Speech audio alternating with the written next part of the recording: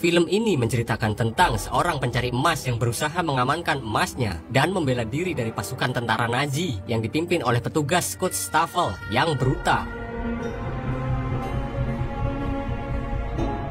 Tanpa basa-basi lagi, langsung saja kita simak alur ceritanya.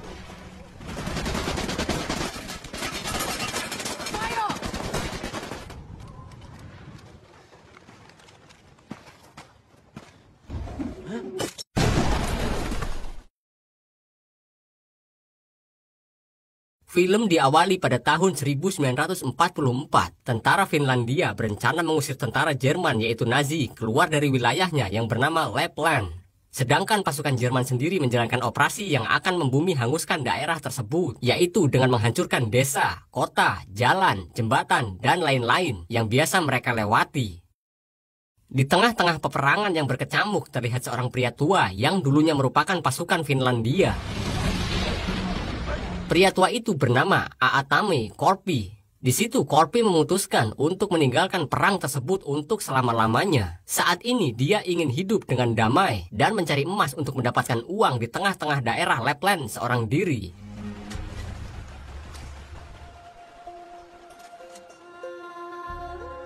Selama berhari-hari sampai berminggu-minggu, Korpi menggali sebuah lubang dan berharap menemukan emas yang bisa dia jual.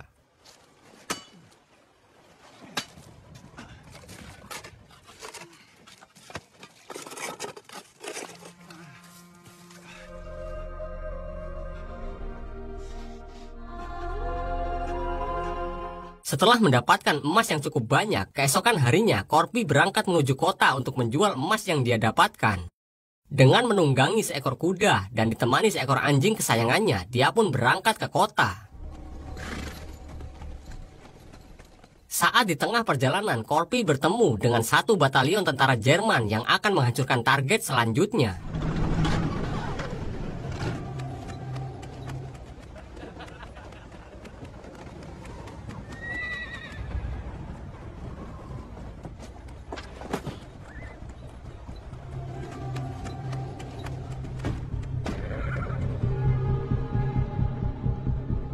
Salah satu pasukan di situ yang bernama Wolf sempat akan menembak Korpi, tetapi pemimpin pasukan itu yang bernama Bruno Helldorf melarangnya karena dia yakin Korpi akan tewas di tangan anak buahnya yang sedang berjaga di barisan belakang. Setelah beberapa meter melewati gerombolan pasukan Bruno, Korpi akhirnya bertemu dengan gerombolan anak buah Bruno di barisan belakang.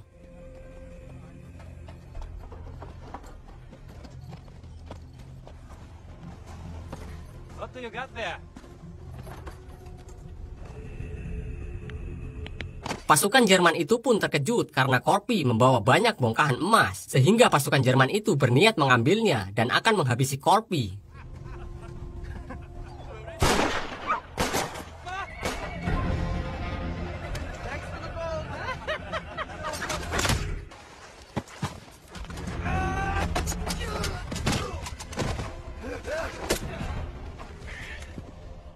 Setelah berhasil menghabisi semuanya seorang diri, Korpi pun melanjutkan perjalanannya. Sedangkan Bruno bersama gerombolannya mendengar suara tembakan dan dia memutuskan untuk putar balik agar mengeceknya. Setelah sampai, Bruno dan pasukannya dibuat terkejut karena semua anak buahnya di barisan belakang sudah tewas. Dan di situ terlihat masih ada yang hidup dan mengatakan kalau seorang pria tadi sedang dalam perjalanan yang membawa bongkahan emas yang banyak. Tidak lama kemudian, Bruno bersama pasukannya berhasil mengejar Korpi dan langsung menembakinya.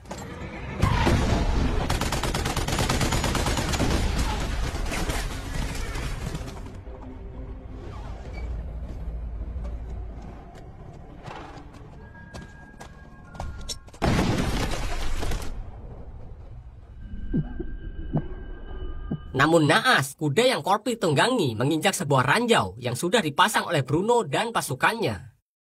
Bruno yang sudah sadar akan hal tersebut pun menghampiri Korpi dan dia melihat Korpi sedang mengumpulkan bongkahan emas yang berserakan akibat ledakan tadi.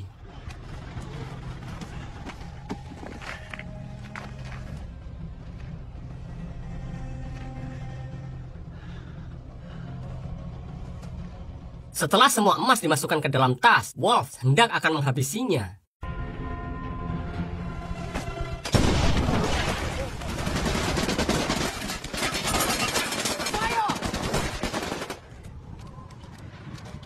Untuk memastikan adanya sebuah ranjau atau tidak, Bruno menyuruh satu anak buahnya untuk mengeceknya.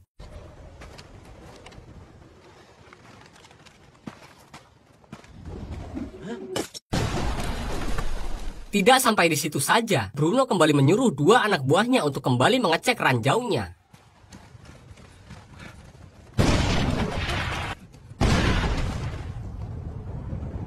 Kemudian setelah ledakan, Bruno sudah tidak melihat keberadaan Corpy. Lalu di situ Bruno menyuruh Wolf agar dia memanggil dua tawanan wanita yang mereka bawa. Bruno juga di situ menemukan sebuah kalung milik Corpy. Dan mereka pun melanjutkan perjalanan dengan menyuruh dua tawanan wanita tadi agar berjalan di depan tank mereka. Hal ini Bruno lakukan supaya kalau ada sebuah ranjau lagi pasti akan lebih dulu meledakkan dua wanita tersebut. Saat di tengah perjalanan, Wolf mengatakan kepada Bruno tentang kepemilikan kalung itu. Wolf mengatakan kalau Jenderal menyuruh agar Bruno dan yang lainnya untuk segera kembali ke markas. Karena menurut Jenderal, Bruno dan yang lainnya sangat beruntung. Lalu yang tewas hanyalah 7 orang saja. Wolf kemudian memberitahu Bruno siapa Corpy itu sebenarnya. Dan dia pun menceritakan apa yang sudah diceritakan oleh Jenderal. Bahwa Corpy dulunya adalah seorang komandan yang paling ditakuti di Finlandia. Semenjak kehilangan seluruh anggota keluarganya, Corpy menjadi orang yang sangat pendendam dan menjadi prajurit yang sangat kejam. Kemudian Corpy ditugaskan untuk mengejar patroli pasukan Rusia. Dan dia berhasil menghabisi semuanya. Hingga pasukan Rusia menjuluki Corpy, Koshai, atau Sang Abadi. Setelah mendengar cerita tersebut, bukannya takut, Bruno justru menganggap kalau cerita itu dilebih-lebihkan. Dan dia memutuskan untuk mengejar Corpy daripada kembali ke markas sesuai perintah Jenderal. Karena Bruno mengincar emas milik Corpy. Di sisi lain, Corpy yang terlihat sudah jauh dari Bruno memutuskan untuk beristirahat dan mengobati lukanya. Lalu Corpy pun sempat tertidur.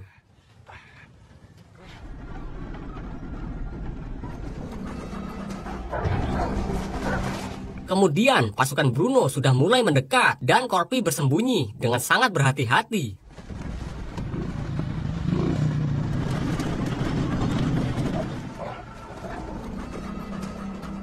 Corpy yang tidak ingin keberadaannya tercium oleh anjing pelacak, dia pun memutuskan untuk bergelantung di bawah truk mereka dan membocorkan bahan bakar truk agar minyak menghilangkan aroma tubuhnya.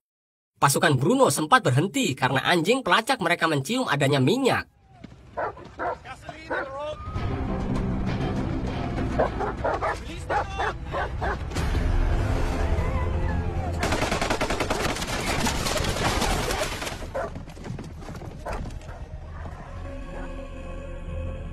Bruno dan pasukannya pun menunggu Corpy sampai naik ke permukaan, karena bagaimanapun juga manusia tetap membutuhkan udara untuk bernafas.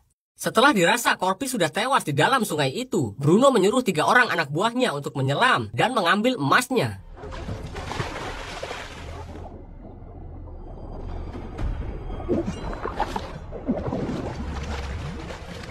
Kemudian 1 orang lagi mencoba untuk menyelam dan hasilnya sama saja.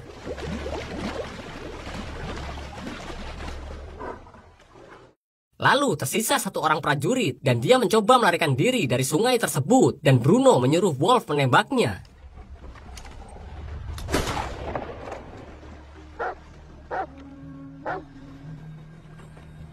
Ternyata prajurit itu tidak berniat untuk melarikan diri, tetapi karena perahunya ditarik oleh Corpy, sehingga Bruno melihat seolah-olah prajuritnya melarikan diri.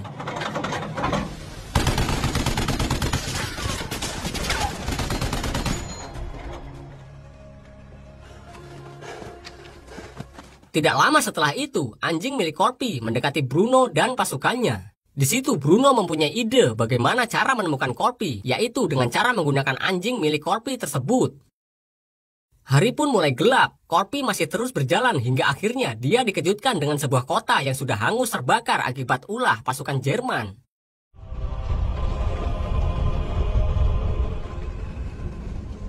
Kemudian Corpy memutuskan untuk beristirahat sejenak. Tidak lama setelah itu, dia mendengar suara anjing miliknya.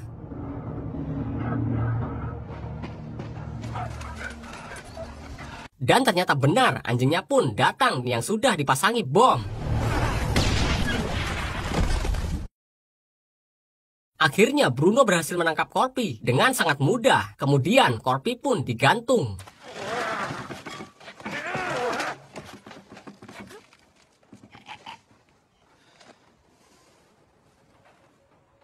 Saat dirasa Corby sudah tewas, Bruno bersama Wolf dan Skutze bergegas pergi meninggalkan Corby serta mengambil semua emasnya.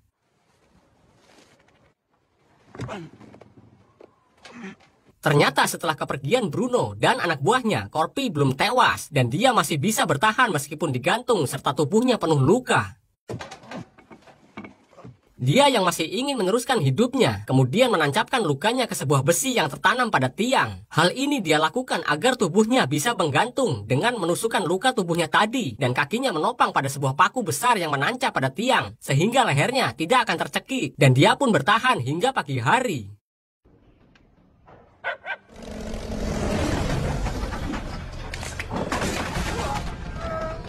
Pesawat Jerman yang tadi terbang rendah ternyata mendarat di tempat Corby berada karena pilot itu mencari bahan bakar pesawat.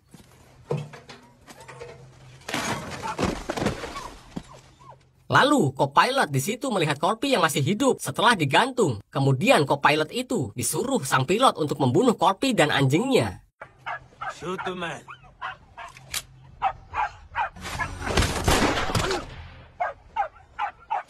Shoot the fucking dog.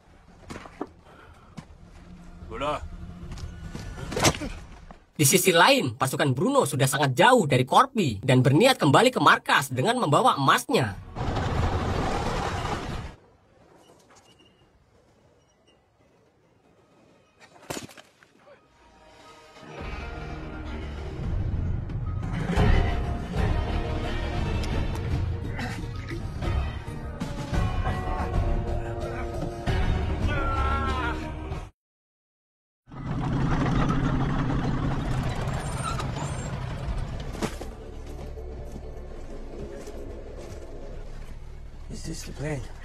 Saat di tengah perjalanan, pasukan Bruno dikejutkan dengan adanya pesawat yang terjatuh tepat di jalan mereka. Ketika Wolf dan Skutze mengeceknya, ternyata sang pilot sudah tewas akibat diikat menggunakan tali di lehernya. Tali tersebut yang dipakai Wolf untuk menggantung Corby, dan ternyata ini adalah perbuatan Corby.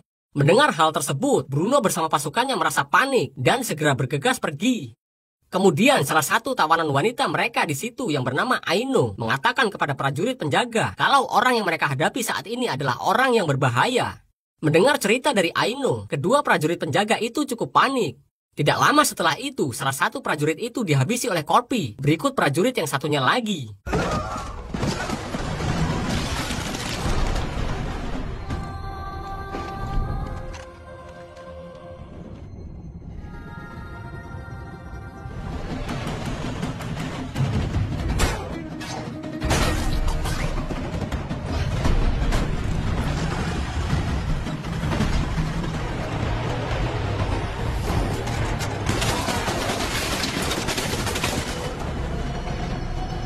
Lalu Corby yang sudah berada di atas tank Bruno berusaha membobol masuk.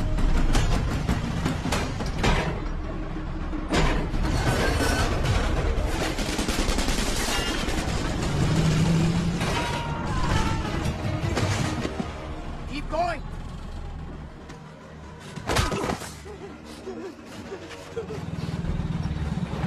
Tidak lama kemudian datanglah dua prajurit patroli yang berada di barisan belakang. Lalu, Corby menggunakan motor prajurit tersebut untuk mengejar Bruno. Sedangkan Wolf akan diberi pelajaran oleh Aino dan teman-temannya. Saat sampai di pesawat, Bruno menghabisi Skutze. Hal ini dia lakukan supaya emasnya tidak terbagi banyak pihak. Setelah itu, Bruno dan seorang pilot di situ segera kembali ke markas. Tanpa diduga, Corby sudah sampai di sana dan menembaki pesawat mereka hingga mengenai sang pilot.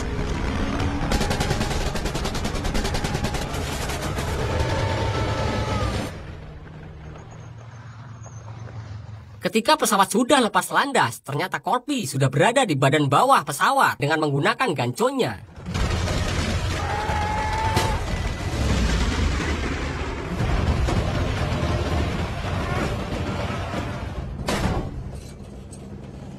Dengan sekuat tenaga, Korpi berusaha merusak pesawat hingga akhirnya dia berhasil masuk.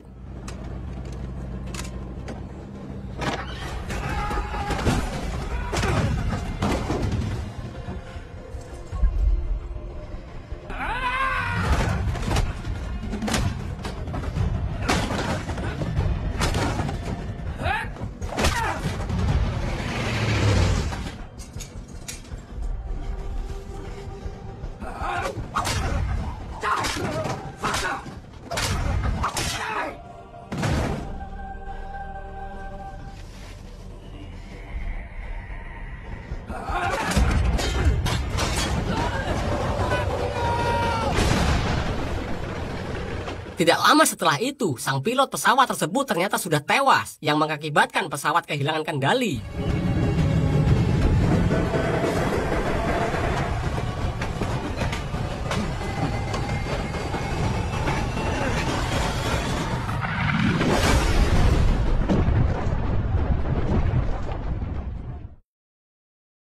Di lain sisi, terlihat Aino dan teman-temannya menemui prajurit Finlandia untuk menyerahkan Wolf yang masih hidup. Missä natsit ovat? Kaikki muut ovat kuolleet. Helvetis. Kembali ke Korpi, beruntungnya pesawat yang Korpi naiki itu terjatuh di genangan rawa yang cukup dalam, sehingga pesawat tidak meledak dan Korpi pun berhasil selamat. Lalu terlihat Korpi mendatangi sebuah bank di Finlandia untuk menjual bongkahan emas yang dia dapatkan.